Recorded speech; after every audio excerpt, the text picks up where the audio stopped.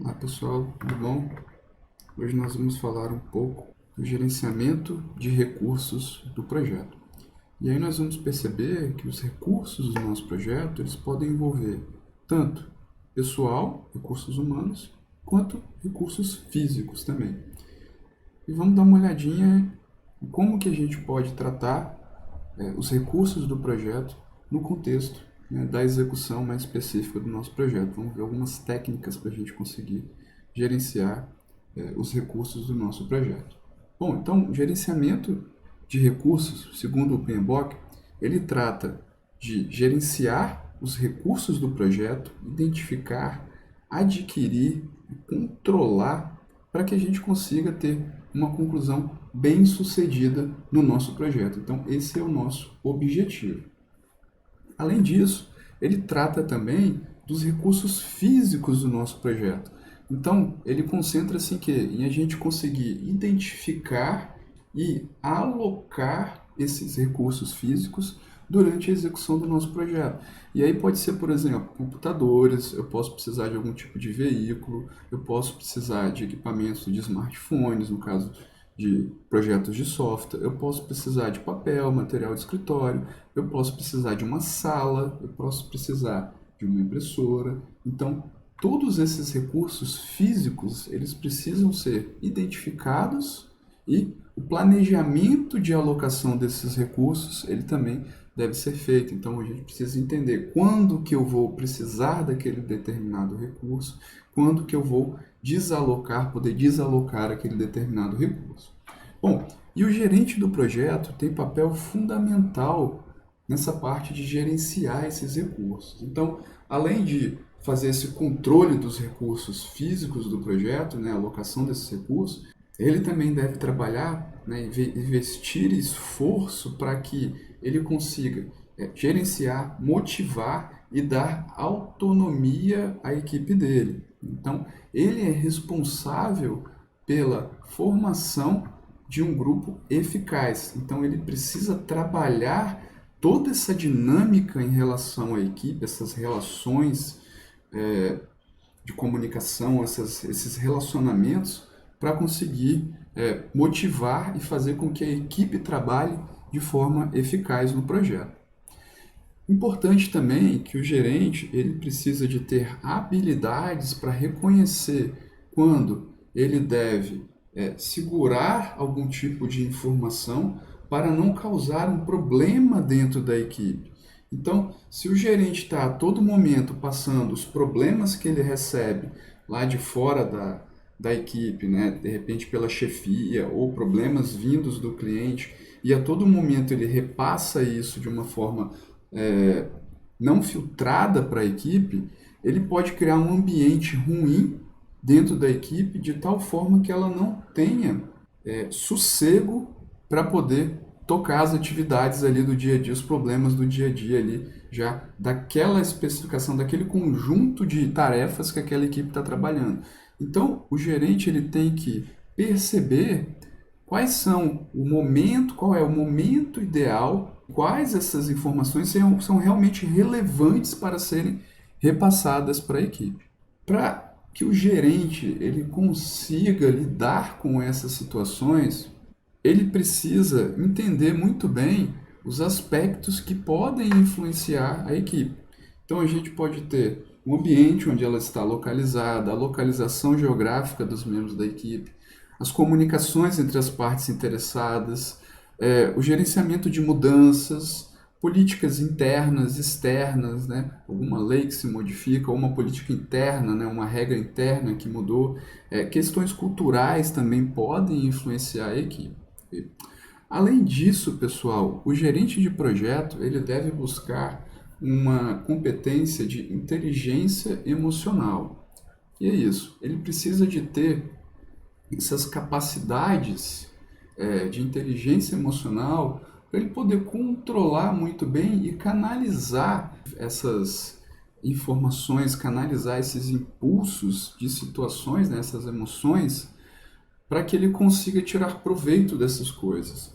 Então, basicamente, a inteligência emocional está dividida em competências internas, competências externas. Então, ele precisa de ter um autogerenciamento e uma autoconsciência emocional. Então, ele precisa entender quais são as suas capacidades e ter a consciência dessa capacidade emocional que ele tem para poder conseguir lidar com esses processos, com essas turbulências que demandam os projetos.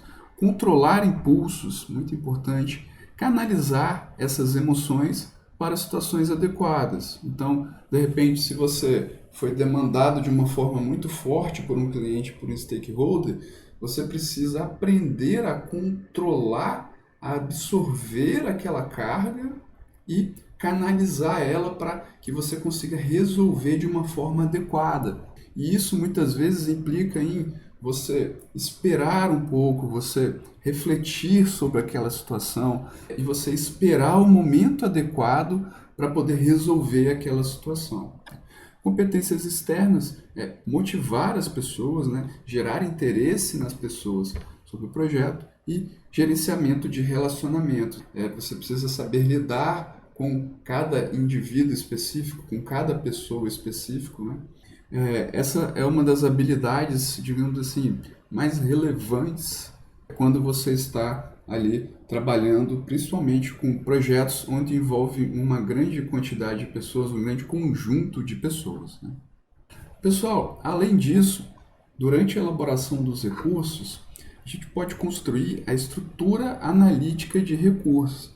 Ela é parecida com a nossa estrutura analítica de projetos, só que aqui nós estamos olhando para os recursos, para recursos físicos e recursos de pessoal que precisamos para poder executar o nosso projeto. Então, aqui no exemplo, né, a gente colocou, eu preciso de um recurso de treinamento, eu preciso de equipamentos, eu preciso de imóveis, eu preciso de sala, eu preciso de suprimentos, folhas, toner. Do lado da mão de obra, né, eu preciso de um gerente de projeto, eu preciso de alguém apoiando esse gerente, um professor, um apoio administrativo. Lembrando que esse daqui é um exemplo de um projeto de treinamento, por isso que a gente tem esse treinamento aqui no começo. Então, para executar esse treinamento, eu preciso de todos esses recursos aqui, senão eu não vou conseguir executar o meu treinamento. Então, ela te dá, de novo, uma visão geral de todos os recursos, sejam eles físicos, né, ou humanos, para eu poder executar esse meu projeto. E aí, lembrando que a estrutura analítica de recursos, assim como a estrutura analítica de projetos, ela não mapeia quando eu vou precisar alocar esse determinado recurso. Aqui eu estou tendo só uma visão geral de tudo que eu preciso. E aí, pessoal, um outro documento muito interessante que a gente pode utilizar durante a execução do nosso projeto é o termo de nomeação da equipe. Basicamente, ele tem os procedimentos e regras básicas que vão nortear o trabalho da minha equipe. Então aqui eu coloquei um exemplo para vocês. Quais são os valores da nossa equipe? Quais são as diretrizes de comunicação? Como que a gente vai colocar essas regras de comunicação? Quais são os critérios e processos de tomada de decisão? Como é que a gente faz para resolver conflitos? Quais são os processos ou diretrizes para as nossas reuniões e eventuais acordos que a equipe faça? Por exemplo, a equipe pode colocar um determinado acordo de que elas não vão se reunir na sexta-feira a partir das 3 horas da tarde. Então, a gente tem aqui um conjunto bem claro de algumas regras que vão nortear toda a execução, né, durante toda a execução desse nosso projeto. Importante também, pessoal, durante a elaboração do nosso projeto, é a gente definir o organograma do nosso projeto. Então, esse organograma ele pode estar tanto em nível da organização, né, como uma coisa maior, igual esse organograma que eu estou mostrando para vocês aqui, e eu posso ter também um organograma dentro do meu projeto, dentro da minha equipe.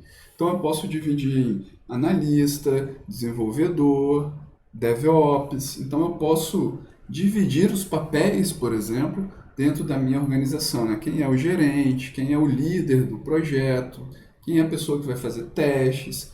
Então eu consigo dividir e mostrar muito bem quais são os papéis de cada pessoa envolvida ali dentro do nosso projeto.